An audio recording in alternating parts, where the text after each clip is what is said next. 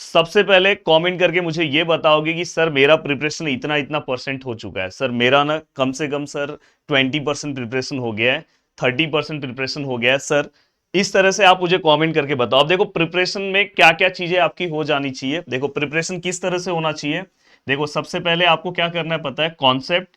हर lesson का आपका concept clear होना चाहिए, तो आप बोलो कि मेरा प्रिपरेशन हो गया है। देन दोस्तों इसके बाद आपको उसके पीवाईक्यूज और उसमें जो सबसे लेटेस्ट पीवाईक्यूज है 2025 का, सब पीवाईक्यूज, ऐसा नहीं कि 10 कोई भी पीवाईक्यूज नहीं, पूरे के पूरे।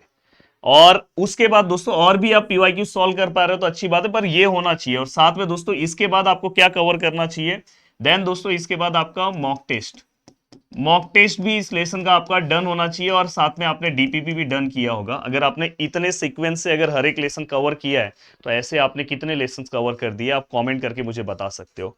तो दोस्तों अगर आपने इतनी, अगर पता चला कि आपने बस ये सॉल्व किया है और ये भूल गए करना, तो भी आपको रिजल्ट नहीं आएगा।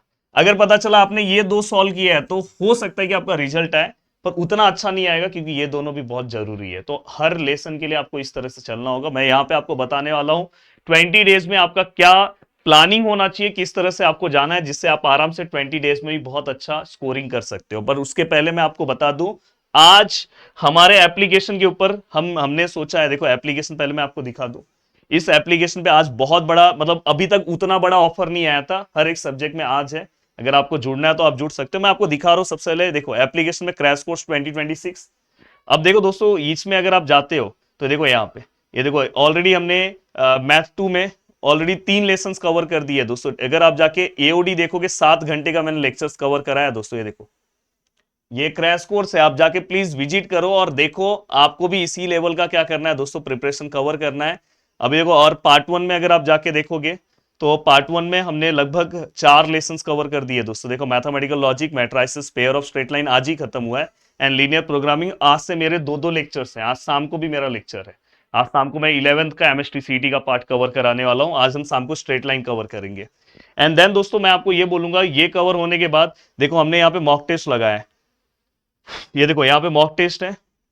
अब अगर आप ध्यान से देखोगे तो ये देखो मॉक टेस्ट, यहाँ पे अगर आप ध्यान से देखोगे तो देखो मॉक टेस्ट यहाँ पे आपको दिखाई दे रहे होंगे। देखो डिफरेंशिएशन ये है, वैसे ही सेम टू सेम आपको मैथ 1 के मॉक टेस्ट दिख रहे होंगे। ये देखो अभी इसमें बाकी का 2 मॉक टेस्ट आज लगने वाला है, एलपीपी का और कल पेयर ऑफ स्ट्रेट लाइन का।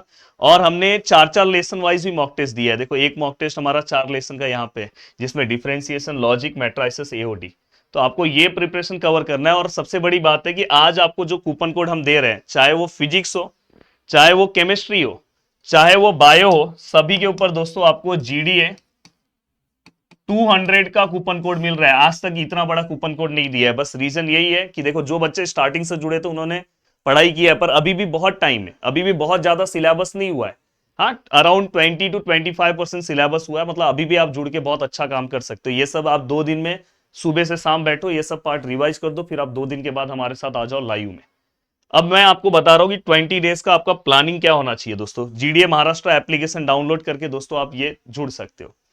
अब यहां पे अगर मैं बताऊं कि सर 20 डेज का अपना प्लानिंग क्या होगा, तो देखो 20 डेज के प्लानिंग में क्या क्या चीजें आपकी होनी चाहिए, प्लीज यहाँ पे ध्यान से हमें देख लेना चाहिए।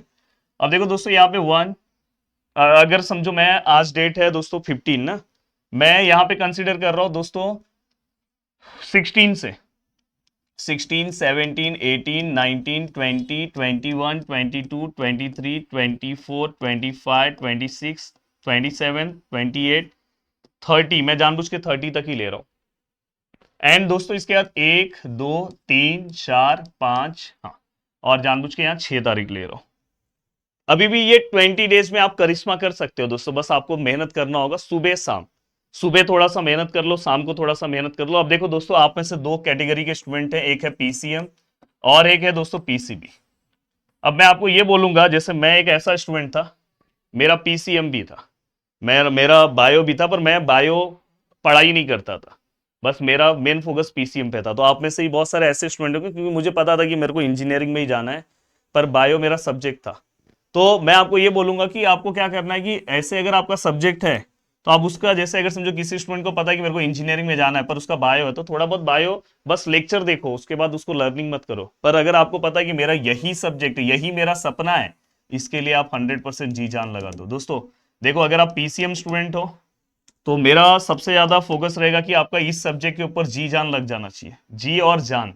और ये दोनों में से किसी एक सब्जेक्ट पे जान लगा दो, जैसे अगर आप केमिस्ट्री पे लगाओगे तो बहुत अच्छा रिजल्ट आ जाता है, क्योंकि फिजिक्स में बहुत ही घुमा फिरा के क्वेश्चंस आते हैं, केमिस्ट्री में उतना घुमा फिरा के नहीं आता है। तो आप ये दो सब्जेक्ट से, मेरा सजेशन है कि ये दो सब्जेक्ट से आप अपना जी और जान लगा के काम कर सकते हो, अच्छा परसेंटाइल ला सकते हो और ये बैकअप सब्जेक्ट रख सकते हो।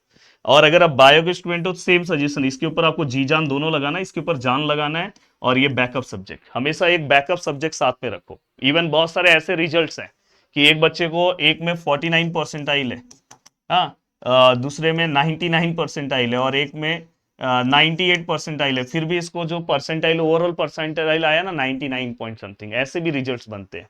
तो इसलिए मैं आपको बोला हूं कि आप परसेंटाइल वाला खेल ही अलग है, उसके ऊपर जाओ मत। वो उसके ऊपर सेपरेट वीडियो सर बनाएंगे, जैसे हम लास्ट में चलेंगे तो परसेंटाइल जब आने लगेगा तो बनाएंगे। तो मैं आपको ये बोलूंगा कि दो सब्जेक्ट स्ट्रांग और एक सब्जेक्ट अगर आपसे ज्यादा नहीं बन पा रहा, इसलिए दो सब्जेक्ट पे जी जान लगा दो।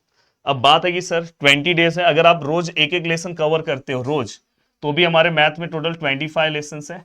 अब इसमें से ना आपको टारगेट अपने पहले 15 लेसन पे ज्यादा रखना है 12th के, क्योंकि 80% पार्ट यहीं से रहेगा, लगभग 40 क्वेश्चंस आपको यहीं से मिलेंगे। और 40 क्वेश्चंस में से अगर समझो आपका अगर 35 क्वेश्चंस भी राइट हो गया, और अगर समझो 11th का अगर आपने समझो लिमिट्स कर लिया, कंटिन्यूटी कर लिया और स्ट्रेट लाइन कर लिया, ऐसे 3-4 लेसन अगर आपने कर लिए थोड़ा सा टाइम निकाल के, तो यहां पे अगर समझो आपके वहां से 5 क्वेश्चंस अगर राइट हो गए तो भी आपको 80 मार्क्स आ रहा है। मे बी हो सकता है कि आप 99 परसेंटाइल तक यहाँ पे पहुंच जाओ इसके अंदर, मैथ के अंदर। तो ये सबसे अच्छा प्लानिंग बता रहा हूं, अभी भी टाइम है। 15 लेसन कवर करने के लिए सर मैथ का कितना टाइम लगेगा? 15 लेसन कवर करने के लिए दोस्तों, अगर समझो आप रोज एक एक लेसन कवर कर रहे हो, तो ऑलमोस्ट तो भी आप 30 या 1 तक आप 15 लेसन कवर कर दोगे आराम से। जैसे बाइनोमियल हो गया, पेयर ऑफ स्ट्रेट लाइन हो गया, एलपीपी हो गया, ये एक ही दिन में आप लेसन कवर कर सकते हो। प्लीज आप मेरा वीडियोस देख लो, एक दिन में आप ये कवर कर सकते हो, सुबह के टाइम, दोपहर के टाइम, रात के टाइम। तो इस तरह से अब बात आती है कि सर हाँ, जैसे अभी एओडी है, उस पर थोड़ा मेहनत करना होगा, हो सकता है उस पर आप 2 दिन लगा रहे हो, तो बाइनोमियल का टाइम वहां पे यूटिलाइज करो। और साथ में 11th के कुछ सिलेक्टेड टॉपिक्स ले लो जो आपको बहुत, जैसे स्ट्रेट लाइन मैंने बोला, लिमिट्स ले लो, कंटिन्यूटी ले लो, ये सब जो आपसे हो पा रहा है, कॉम्प्लेक्स नंबर ले लो, हाँ। तो ऐसे 3 से 4 टॉपिक्स ले लो, सर्कल ले लो, हाँ। तो उससे क्या हो जाएगा कि आपका वहां पे मार्क्स, 5 मार्क्स वहां पे आप कवर कर लो, यहाँ पे जी जान से मेहनत कर लो, हो गया। तो भी आप 99 परसेंटाइल तक पहुंच रहे हो। अब बात आती है कि सर केमिस्ट्री कैसे मैनेज करें? केमिस्ट्री, फिजिक्स, इवन बायो, ये तीनों सब्जेक्ट आपको इसी स्ट्रेटेजी से जाना है। सबसे पहला focus 12th, focus 12th, backup 11th, ये याद रखना, बैकअप 11th, फोकस 12th, ये नारा चलना चाहिए।